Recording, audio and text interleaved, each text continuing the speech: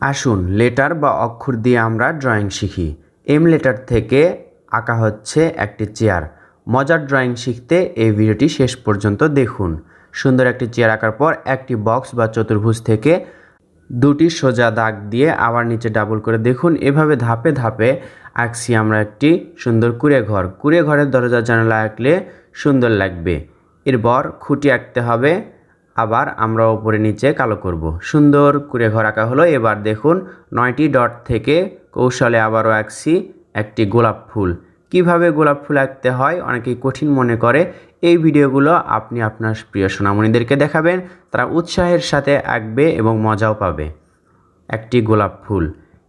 এবার Y letter থেকে আমরা আঁকছি একটি জবা ফুল। রংধনু আর্ট অ্যান্ড ড্রয়িংয়ে একমাত্র সহজ কৌশলে সুন্দর সুন্দর ড্রয়িং শেখানো হয়। আমরা অনেকেই ড্রয়িং পারি, তবে যদি কাউকে শেখাতে চাই তবে কৌশলে শেখাতে হয়। তাই ভিডিওটি দেখুন এবং নতুন নতুন কৌশল শিখুন। দেখতেই পাচ্ছেন সুন্দর একটি জবা ফুল আঁকলাম। এবার ডব্লিউ লেটার থেকে আমরা আঁকবো একটি শাপলা ফুল।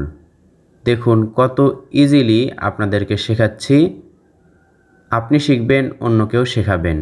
ভিডিওটি কেমন লাগলো শেষ পর্যন্ত দেখে অবশ্যই কমেন্ট করে জানাবেন। ভালো লাগলে লাইক করবেন, শেয়ার করবেন অন্যদের মাঝেও।